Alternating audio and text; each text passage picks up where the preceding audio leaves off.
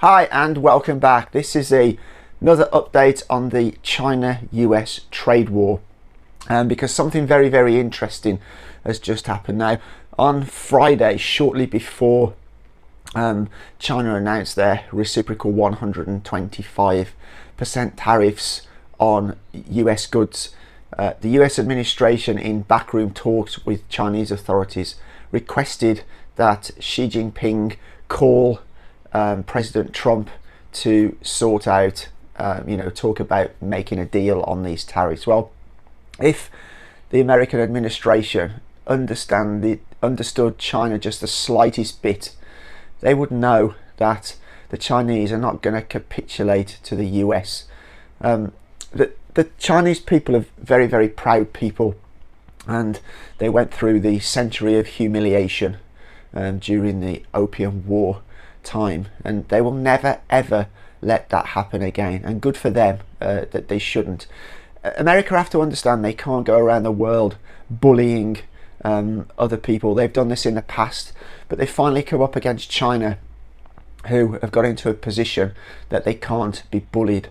So the Chinese government stood their ground, and then very interestingly, late on Friday night, a paper came out of the US Customs and Border Control. There was no fanfare, there was no big chart with numbers on.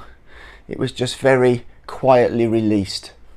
And what it said is that many electronic and high-tech products were exempt from the 145% tariffs that the US has levied on Chinese goods.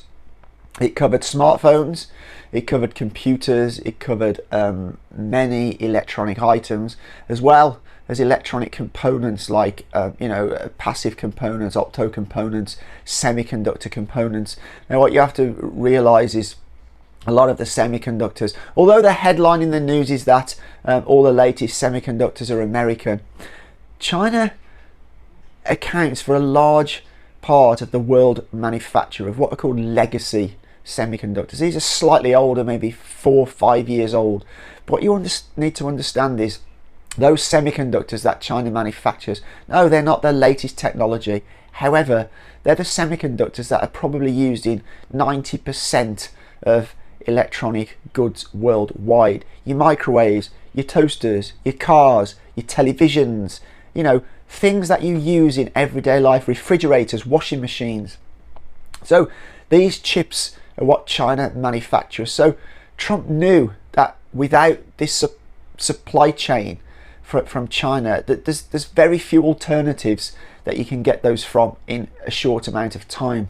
And Trump knew if those were cut off with effectively tariffs that were so high, that many production lines would have shut down in the US. And also it covered solar panels as well, and some other things. The total amount of Chinese exports that he's basically excluded from the tariffs is about 23%, which is a fairly big chunk.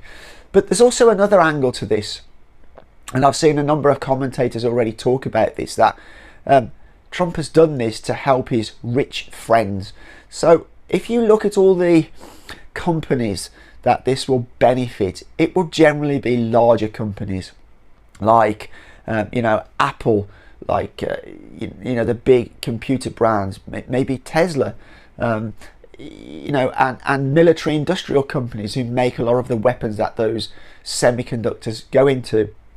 It will have less effect on the regular person, because you don't buy a new phone. Those regular people don't buy semiconductors so much. But so there's a lot of suggestion that Trump has done this at the expense of the regular public to help line the pockets of his rich friends. And if you look, a lot of those companies that will benefit, they either donated to Trump. I believe Tim Cook gave $1 million to him for the inauguration, and they all have huge lobbying companies or organizations or working for them.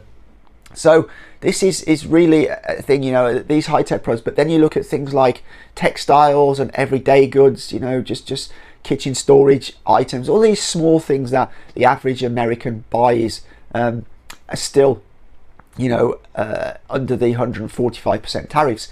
And also it just sort of stings for small businesses in the US, because many of the goods that small businesses import will still have to pay these tariffs.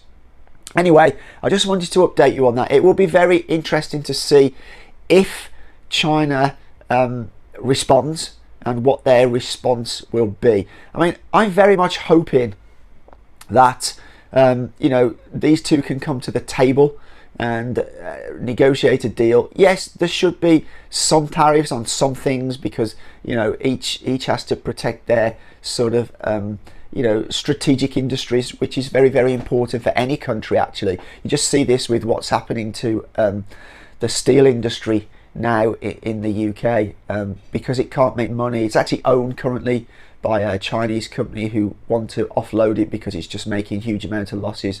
And there's a debate going on in Parliament, I believe, to see what the future of that is. But strategic industries are very important, but so there does need to be tariffs in some areas. But personally, I don't think China will make a move. I think they will just sit it out and wait. They will either wait for the American administration to get in touch with them. Interestingly, the last time a Chinese official contacted the US first was back 9/11, and that was somebody from the Chinese administration. I can't remember who, Chinese government, who called the American president to express their condolences over the deaths that occurred in 9/11. But since then, not one Chinese official has initiated a call with Washington. So I suspect there won't be a change in that policy. I suspect they will wait it out. They may exempt some goods, but I don't think so. But I think they will wait it out until Washington come to them. Then they will agree some talks, and hopefully things can move forward. Because at the end of the day, these tariffs, they don't really affect the ultra rich people like the Trumps. You know, that they can afford to pay a lot more for their fuel and their food and their everyday goods. It doesn't really matter to them. What tariffs do is affect ordinary working people, the farmers, the people who run small businesses, the people who just work their 9 to 5. And I saw an interview on one of the American channels this morning of a soybean farmer in the US who's really, really worried. And he was saying that, you know, these sort of issues, they just damage America's credibility. And every time more and more trade moves from American soybean farmers to Brazil. So he's really, really worried about this, and so he should be. You know, China buy a lot of soybean from the US, and they can easily move that to Brazil. But I think that if a deal is done, China would willingly buy, you know, huge amounts, and if not more, soybean from the US. So yeah, we need to sort this trade tensions and trade wars out. I think America tried to call China's bluff, and it obviously completely backfired, as anyone who knows the slightest bit about China could have told Trump. But I think the problem is the American administration just doesn't understand China, and I think it would be very wise for American politicians to get some really good advice. When you relying on people like Gordon Chang, who's been saying for the last 20-25 years that China's economy is collapsing, you really need to find some new advisors. Anyway, you let me know what you think down in the comments. But as always, for now, take care.